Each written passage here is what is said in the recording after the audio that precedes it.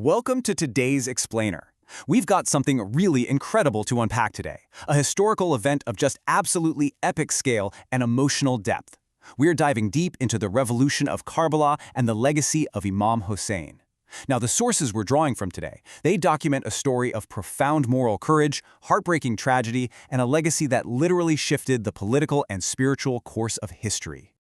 Think about this for a second. How exactly did a 1,300-year-old battle, where just 72 loyal companions faced off against an army of literally thousands, how did that inspire a legacy that moves millions of people today? The staggering contrast here between this crushing historical defeat and its massive modern-day legacy, well, that's exactly what we're going to explore. Because this isn't just a history lesson.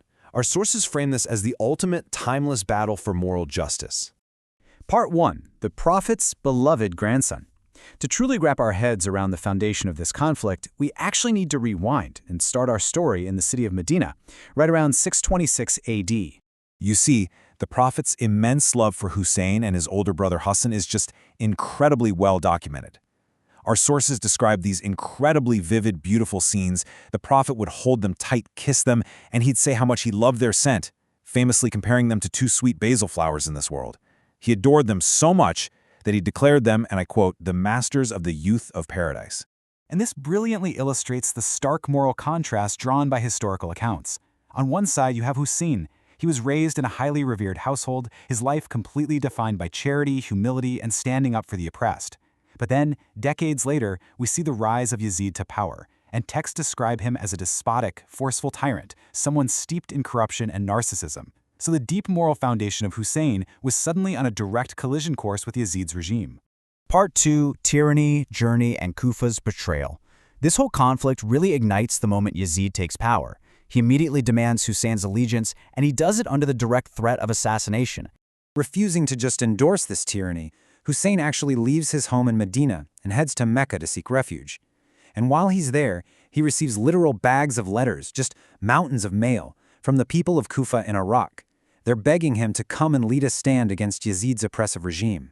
Recognizing his duty to stand up against this injustice, Hussein begins the long, arduous march toward Iraq.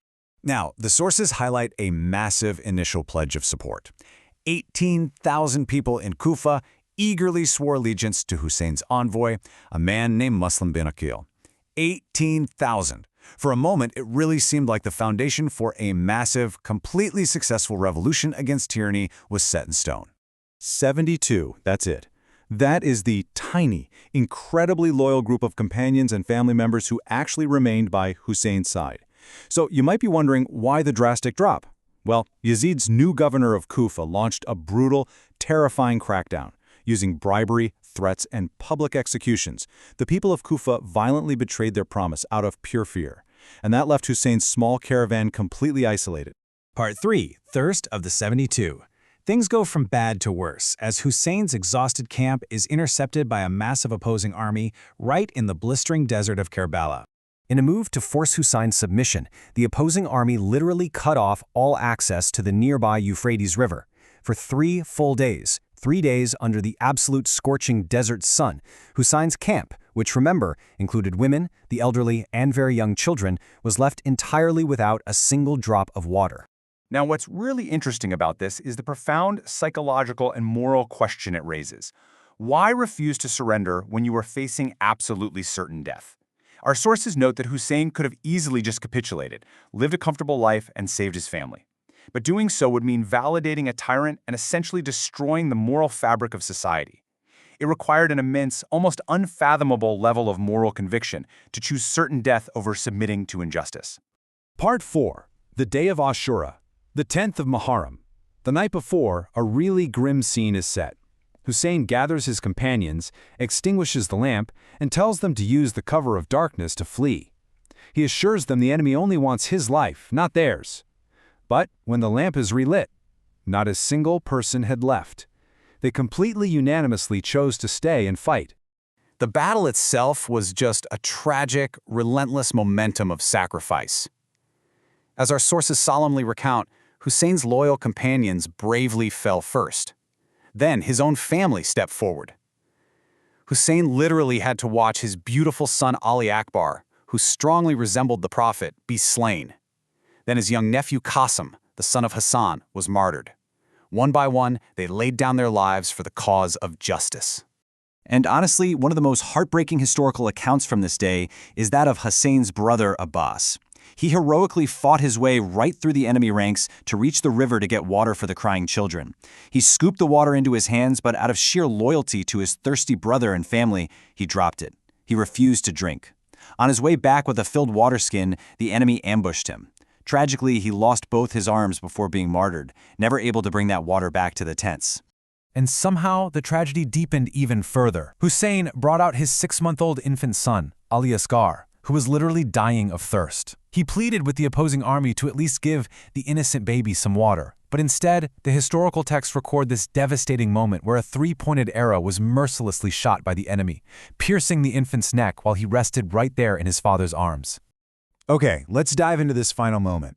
Wounded, thirsty, having just lost his infant son, his family, and all his closest friends, Hussein mounted his horse for a majestic, solitary final stand.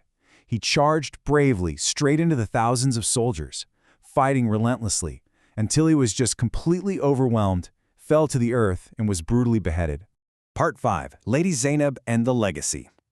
Now, while the physical battle ended right there, with burning tents and Hussein's surviving family being taken into captivity, a narrative revolution was immediately ignited, and it was sparked by Hussein's sister, Lady Zainab. She was brought in chains before the tyrants in Kufa and Damascus, where she was mocked and asked how she perceived what had been done to her family. And her defiant, incredibly eloquent response still rings through history today. She said, "I saw nothing but beauty."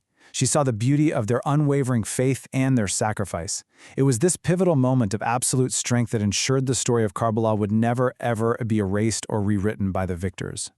The blood spilled at Karbala ignited a spiritual and political legacy that simply refused to die. The idea spread like wildfire. Zainab's speeches actually triggered historical uprisings that eventually dismantled Yazid's rule entirely. And centuries later, this identical narrative was invoked during the 1979 anti-tyranny revolution in Iran. Even today, it continues to be echoed in modern global protests, where people raise the flag of Hussein to stand against corruption and oppression. So the crucial point here is this staggering number, 20 million plus. Every single year, upwards of 20 million people participate in the Arba'een pilgrimage in Iraq. They walk for miles and miles to honor this ultimate sacrifice. To put that into perspective, it has become one of the largest peaceful gatherings on the entire planet.